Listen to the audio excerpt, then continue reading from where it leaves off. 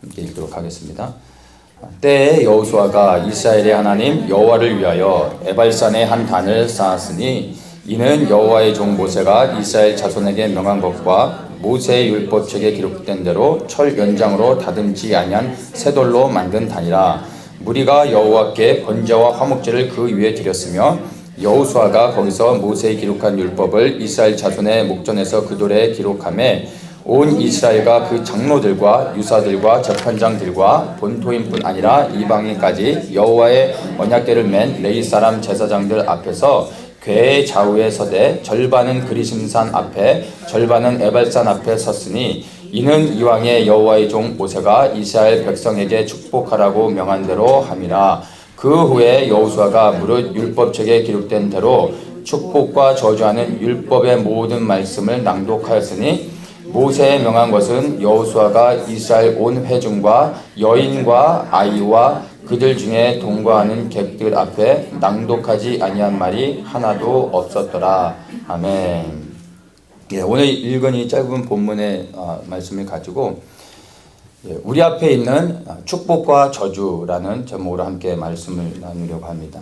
오늘 읽은 우리 본문의 말씀은요, 모세가 가나안 땅을 눈앞에 두고 이제 마지막으로 이스라엘 백성들에게 유언으로서 하고 있는 하나님의 계명의 말씀입니다. 여호와의 이제 가나안 땅에 들어가서 지켜야 될 이스라엘 향한 하나님의 말씀을 유언으로서 했던 것을 이제 가나안 땅에 들어가서 말씀 그대로 그리심산과 에발산에 올라가서 모세가 명했던 그 말씀의 그 명령을 이스라엘 백성들이 순종하고 있는 겁니다. 그래서 보다 더 구체적으로 모세가 이스라엘 백성들에게 명한 이 그리심산에 올라가서 축복을 선포하고 에발산에 올라가서 저주를 선포하라고 했던 이 말씀이 무엇인지를 우리 한번 좀 더 자세히 보도록 하겠습니다. 신명기 11장 말씀을 한번 좀 보겠습니다. 이 신명기 11장에 있는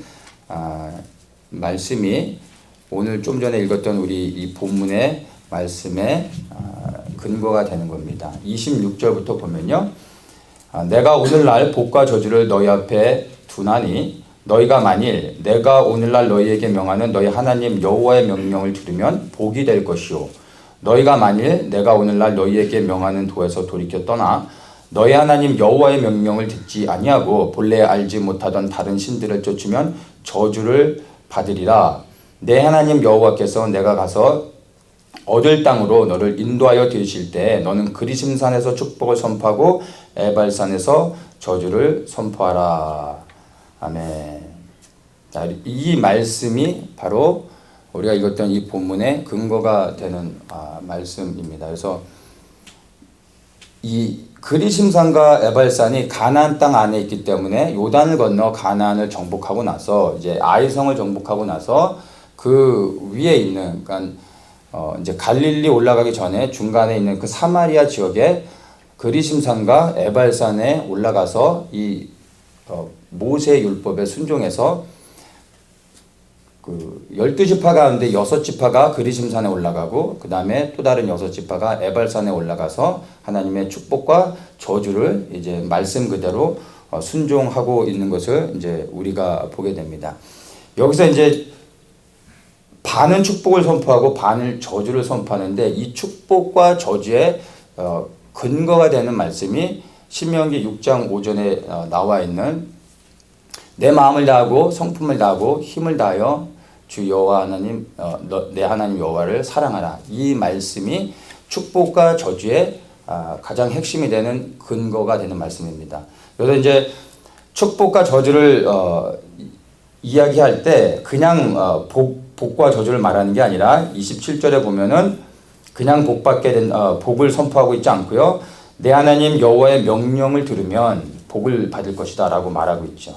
그리고 그냥 저주가 아니라 바로 너 하나님 여호와의 명령을 듣지 않고 다른 신을 쫓으면 저주를 받을 것이다. 그러니까 그냥 무작정 축복을 선포하고 무작정 저주를 말하고 있는 것이 아니라 조건적으로 말하고 있는 거죠.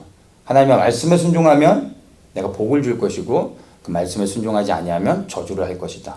근데 이 하나님의 말씀에 순종한다는 것의 그 핵심되는 근거가 바로 신명기 6장 5절에 내 마음을 다하고 성품을 다하고 힘을 다하여 내 하나님 여호와를 사랑하라, 이 말씀이 되는 겁니다.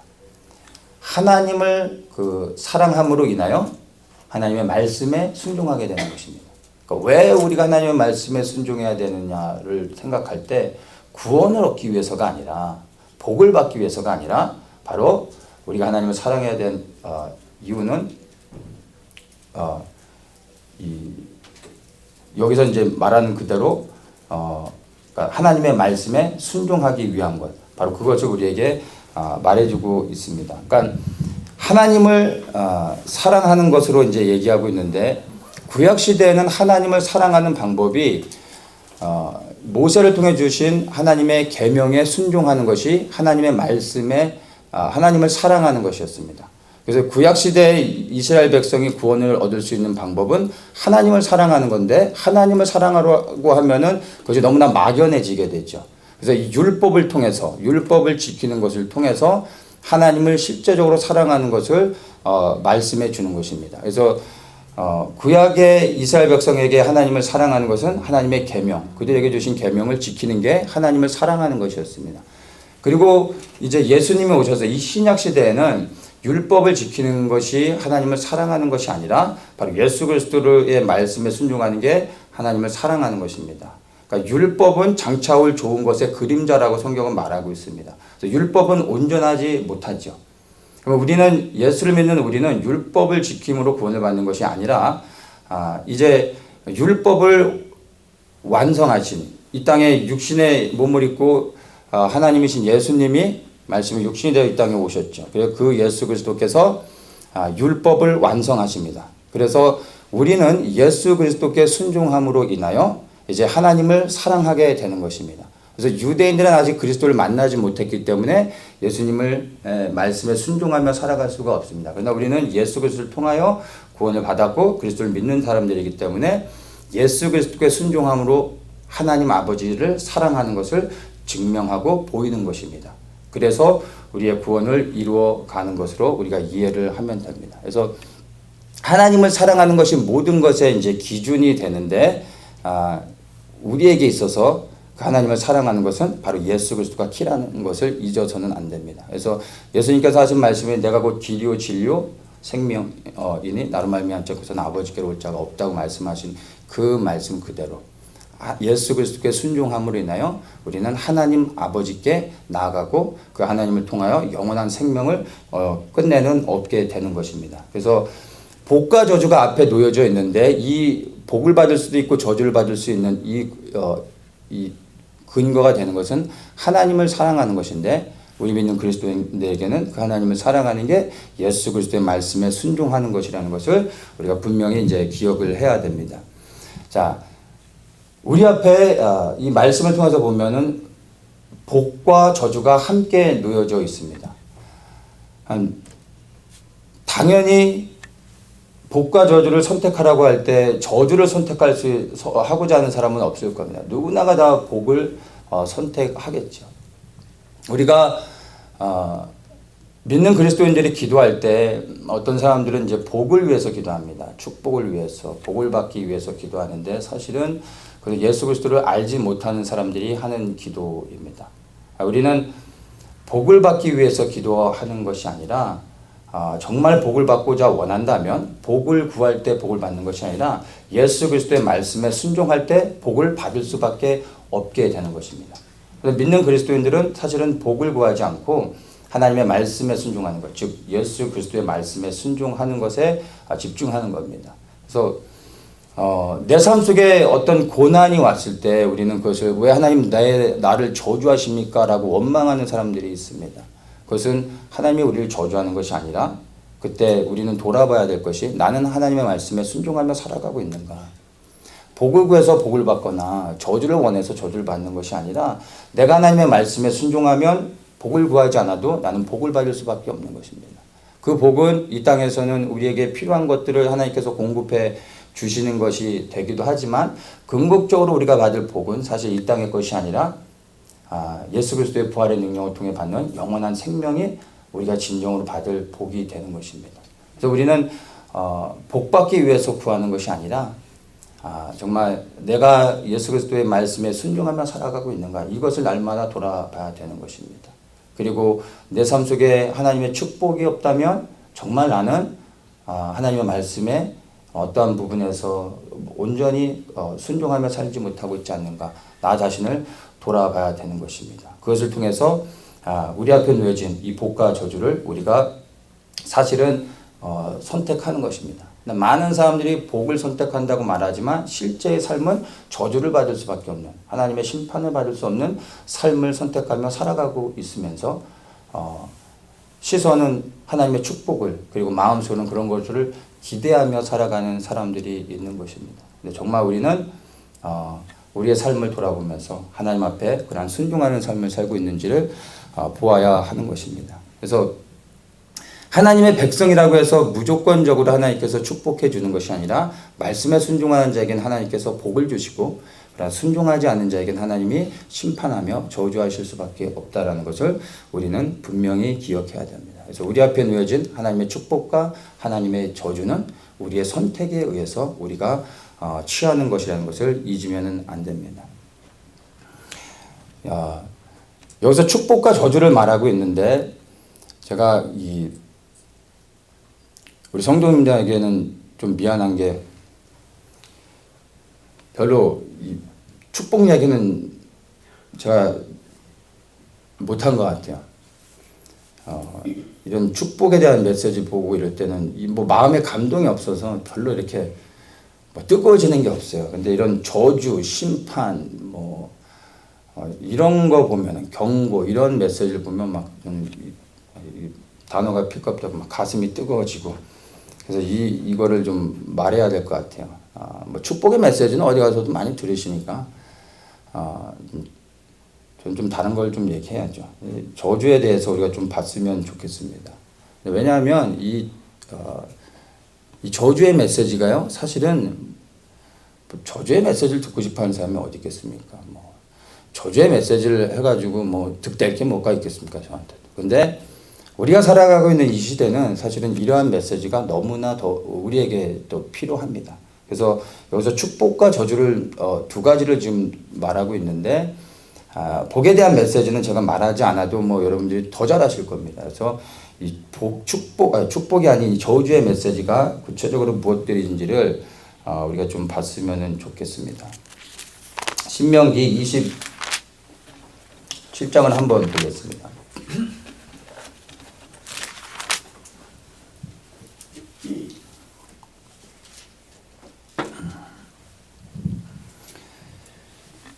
구체적으로 이제 신명기 27장에 보면은 에발산의 저주가 먼저 나옵니다. 28장에는 축복과 저주에 대한 내용이 이제 한 장 전체에서 이제 구체적으로 언급되고 있는데, 27장에 먼저 에발산의 저주를 말하고 있습니다.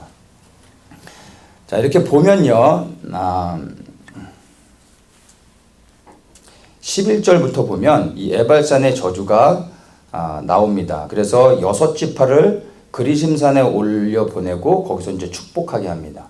그리고 또 다른 6지파를 에발산으로 올려 보내서 이제 저주하게 합니다. 그래서 이제 보면은 그리심산과 에발산이 거리상으로 한 1.5km 정도, 그러니까 1마일 정도 되는 거리입니다. 그러니까 각 산에 올라서 그 에발산에서 그리심산을 보면 육안으로도 보이는 거예요. 그러니까 6지파가 서로 올라가서 이 산에 올라가서 보면 정확하게는 볼 수 없지만 사람들의 그 무리가 올라가 있는 것을 보는 겁니다. 그리고 거기에서 서로 이제 아멘 하고 이제 고백하는 거예요.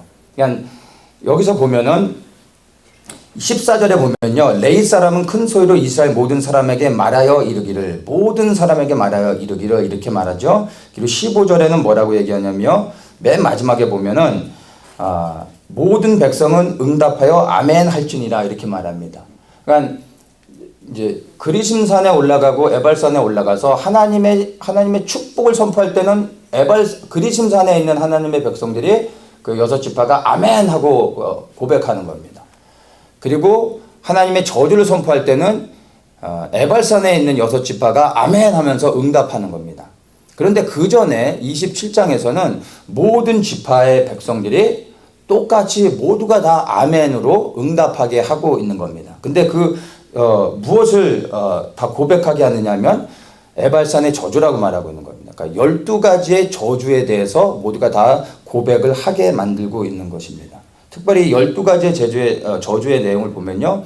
첫 번째 15절에 보면 장색의 손으로 조각하였거나 부어 만든 우상은 여호와께 가증하니 그것을 만들어 은밀히 세우는 자는 저주를 받을 것이라 할 것이요 모든 백성은 응답하여 아멘 할지니라. 우상 숭배를 말하고 있죠. 우상 숭배. 십계명에서도 첫 번째가 우상 숭배죠. 근데 이 에발산에서 12가지의 저주를 선포하는데 첫 번째의 저주가 우상 숭배에 대한 저주라는 것입니다. 그러니까 우상 숭배하지 말라고 말씀하시는 것은 역설적인 표현이라는 걸 알아야 돼요. 하나님만을 섬기라는 역설적인 표현인 겁니다. 그러니까 그냥 하나님만 섬겨라 라고 말하는 것보다 더 강한 어조로 말하기 위해서 우상을 섬기지 말라라고 말씀하는 겁니다. 이것은 다시 얘기해서 하나님만을 절대적으로 섬겨야 된다라는 것을 말하는 것입니다.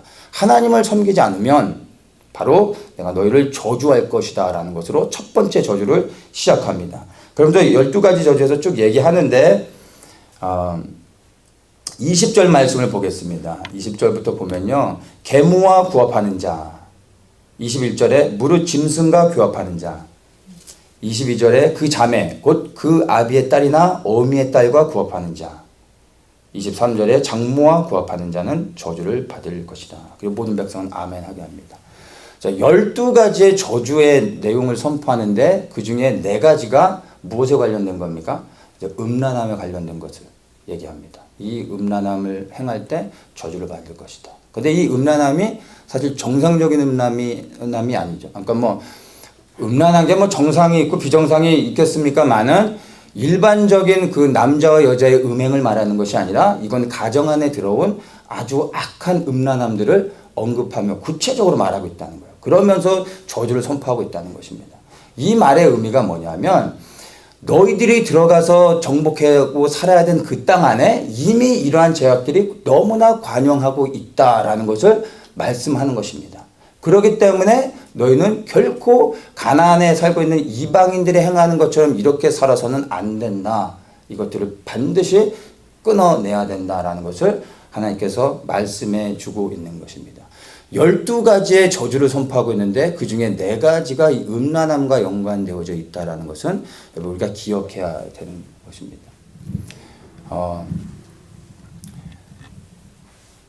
하나님께서 아브라함에게 가나안 땅에 대한 약속을 주시고 나서 하셨던 말씀이 아직 가나안 아모리 족속의 죄악이 관영치 않았다라고 하시면서 400년을 기다리게 하십니다. 아모리 족속의 죄악이 관영치 않았다라는 말은 곧 우리가 이제 보는 본문을 통해서 알 수 있는 것은 이 400년이 지나 하나님께서 이스라엘 백성을 출애굽해서 가나안에 들어가 그 땅에 살고 있는 이방 민족들을 다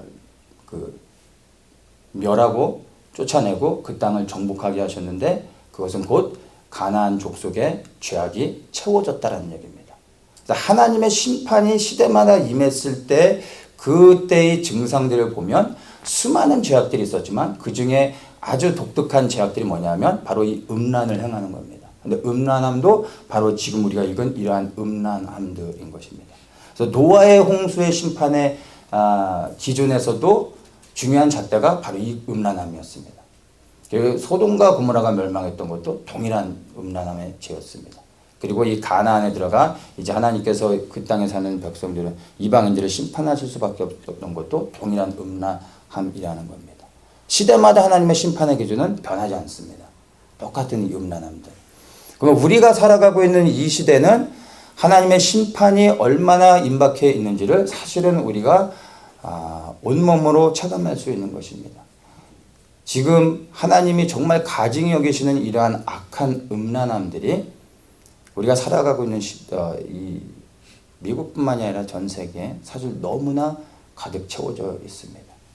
이제는 뉴스에서도 실제로 이러한 이 4가지의 죄악들이요 뉴스에서도 언급됩니다.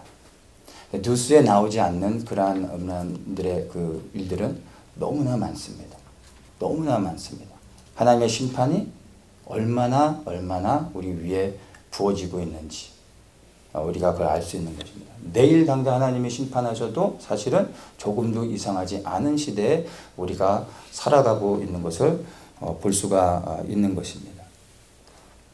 자, 이렇게 27장에서 먼저 12가지의 하나님의 그 예발산의 저주에 대해서 이렇게 선포하시고 난 다음에 이제 28장에서 본격적으로 하나님의 축복과 저주를 이제 선포하십니다. 먼저 축복을 선포하시는데요.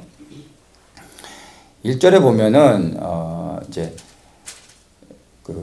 내가 오늘날 내게 명하는 그 모든 명령을 지켜 행하면 내 하나님 여호와께서 너를 세계 모든 민족 위에 뛰어나게 하실 것이라.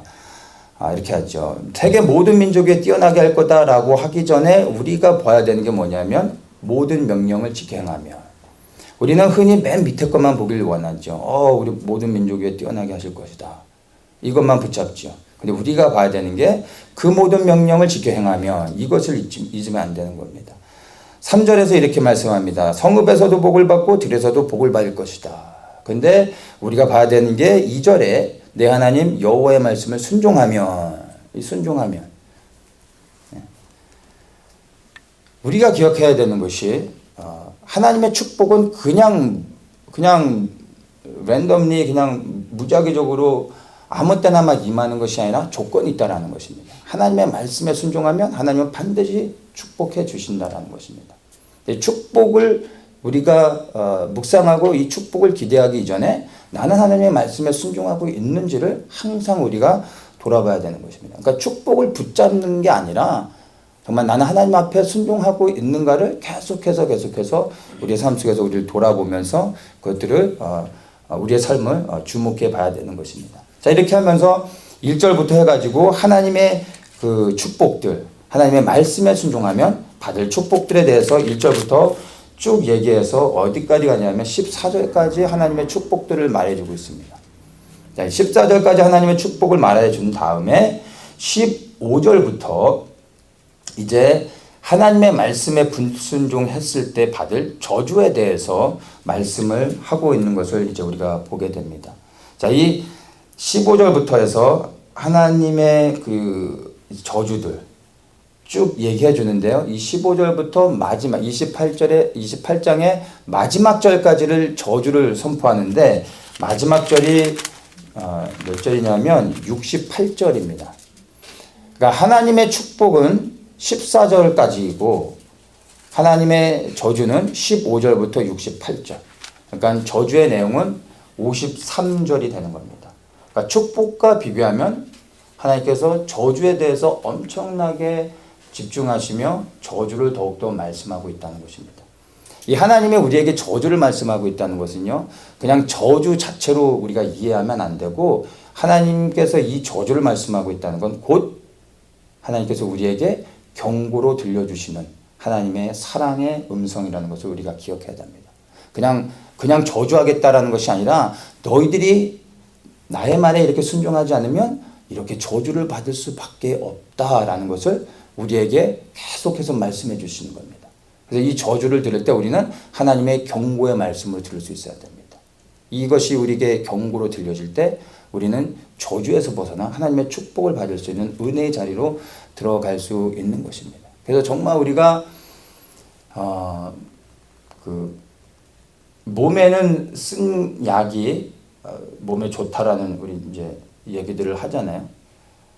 동일하게 우리가 듣기 원하는 듣기 좋은 그런 축복의 메시지들이 사실 우리로 하여금 하나님의 복을 받을 수 있게 하는 것이 아니라 하나님의 경고의 말씀들이 우리로 하여금 하나님의 축복을 받게 하는 것입니다. 이 경고의 말씀을 들을 때 우리가 하나님을 두려워하며 그 경고의 말씀으로 인하여 하나님의 말씀에 순종하고자 몸부림쳐야 되고 이 경고의 말씀을 통해 우리가 죄악에서 벗어나고 죄를 끊고 하나님 앞에 온전함으로 나아가는 몸부림이 있게 되는 것입니다. 그래서 이 경고의 말씀이 들릴 수 있다는 것, 그리고 이 경고의 말씀들, 내게 책망의 말씀들, 이런 것들을 내가 겸손히 받아들일 수 있다는 것이 우리에게 정말 큰 은혜라는 것을 우리가 기억해야 됩니다. 자, 이렇게 보면은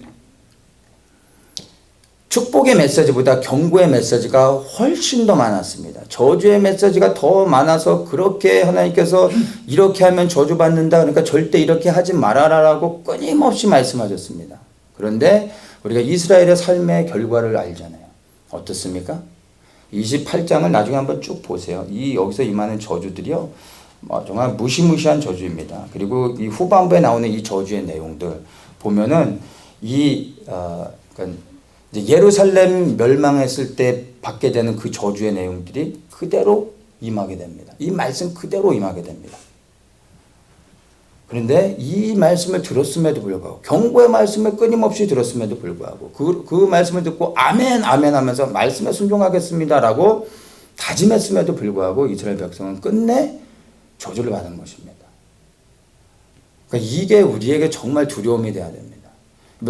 경고의 말씀을 끊임없이 들었음에도 불구하고 넘어졌다면, 이 하나님의 백성이라고 하는 이스라엘이 이렇게 넘어졌다면, 우리 이방인은 우리들이 하나님의 경고의 말씀을 듣지 않고 축복의 말씀만 들으면 어떻게 될까요? 100% 우리는 다 멸망을 당할 수밖에 없는 것입니다. 정말로 이러한 경고의 말씀들이 우리에게 들려야 되는 것입니다. 우리 앞에 그리심산도 놓여져 있고요, 에발산도 있습니다. 여러분 어디로 올라가고 싶으십니까? 당연히 그리심산 올라가서 축복을 받고 싶겠죠. 그러나 여러분은 우리의 마음은 에발산에 가 있다 할지라도요, 우리는 우리의 의지를 동원해서 에발산에 먼저 올라가야 됩니다. 그 에발산에 올라가서 하나님의 경고의 말씀을 먼저 들을 수 있어야 됩니다. 그리고 정말 이 경고의 말씀이 우리 심령에 새겨져야, 그래야 우리가 하나님의 복을 받을 수가 있는 것입니다. 많은 사람들이 당연히, 모든 사람들이 당연히 축복을 받길 원하죠. 그리고 축복을 선포해주고 축복을 얘기해주는 게 좋겠죠. 그러나 정말 우리에게 필요한 것은요, 이 저주의 말, 하나님의 경고의 말씀을 들어야 된다는 것입니다. 그리고 누군가는 이 경고의 말씀을 선포해야 된다는 것입니다. 우리에게 필요한 건 축복의 메시지가 아니라 이 시대에 정말 하나님의 심판이 임하고 있다는 경고의 말씀인 것입니다. 27장부터 8장까지 보면 하나님의 저주를 먼저 선포합니다. 그 다음에 축복을 선포합니다. 그리고 마지막에 또다시 저주를 얘기하고 있습니다. 그 말은 심판으로 시작해서 하나님의 경고로 시작해서 하나님의 경고의 말씀으로 끝내고 있다는 것입니다. 우리는 앞뒤를 다 빼고 하나님의 축복만을 기억하길 원하고 이 축복만을 받길 원하는 그러한 모습이 우리에게 있지 않는가 돌아봐야 되는 것입니다. 하나님이 정말 우리에게 말씀해 주고 싶은 것은 하나님의 경고의 말씀인 것입니다. 이 경고의 말씀을 듣는 자들이 그 안에 있는 하나님의 축복을 받을 수 있음을 우리가 기억해야 됩니다. 우리에게 정말 필요한 메시지, 이 시대 가운데 정말로 필요한 메시지, 예수 그리스도께서 이 땅에 다시 오시는데 그 그리스도께서 다시 오실 때는 더 이상 구원자가 아닌 심판주로 오신다는 것. 그래서 우리는 예수 그리스도를 사모하며 기다릴 때 그분이 우리를 심판하시는 정말 무서운 심판자라는 것을 알고 우리가 그 심판주 앞에 정말 두려움 없이 부끄러움 없이 설 수 있도록 우리 자신을 준비해야 되는 것입니다. 그래서 정말 그리스도가 이 땅에 다시 오시는 것이 우리에게 소망이 되기 위해서는 우리가 그리스도 앞에 정말 온전한지, 그 말씀에 온전한 순종을 드리며 살아가고 있는지, 그것을 우리가 우리의 삶을 돌아봐야 되는 것입니다. 하나님의 우리가 생명을 다해서 하나님만을 사랑해야 되는 것입니다. 정말 우리의 생명을 다 드려 하나님께 순종해야 됩니다. 그것은 곧 예수 그리스도께 우리의 삶을 드리며 그리스도께 순종하는 것을 말합니다. 이렇게 그리스도께 삶을 드리고 생명 드려 그리스도를 섬기는 자들이 결국엔 생명을 얻게 되는 것입니다.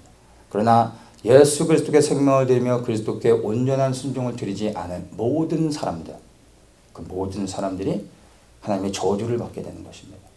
하나님의 심판을 피할 수 없게 되는 것입니다. 그 심판은 영원한 불의 형벌입니다. 지옥이 아닙니다. 지옥도 그 음부도 사단과 함께 영원한 불못에 던져지게 됩니다.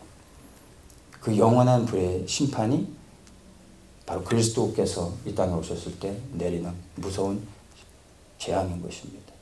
정말 그 심판을 받길 원치 않는다면 여러분 우리는 준비되어져야 됩니다. 그리고 그 경고의 말씀을 듣고 하나님께서 말씀하시는 정말 생명대로 그리스도만을 섬겨야 된다는 것, 하나님 한 분만을 생명대로 사랑해야 된다는 것을 우리가 기억하며 죄에서 벗어나 그리고 하나님 앞에 온전한 삶을 드리는 것이 우리의 삶의 결단되어져야 됩니다. 그렇지 않으면 하나님의 저주가 우리에게 임한다는 것 여러분 기억하셔야 됩니다. 교회를 오래 다녔다고 해서 많이 섬겼다고 해서 직분을 갖고 있다고 해서 우리가 구원을 받고 천국에 들어가는 것이 아니라 하나님의 말씀에 온전한 순종을 하지 않으면 모든 사람들이 결국에는 영원한 불에 들어간다는 것, 바로 그 저주를 받는다는 것. 하나님은 원치 않으십니다. 그래서 우리에게 하나님께서 끊임없이 저주의 말씀을 선포하고 있는 것입니다.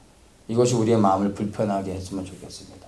그리고 그러한 저주로부터 벗어나 하나님의 축복을 받는, 그래야 하나님께 생명을 드리며 오직 예수 그리스도를 위하여 삶을 드리는 그런 모든 분들 되시기를 예수님의 이름으로 축복합니다.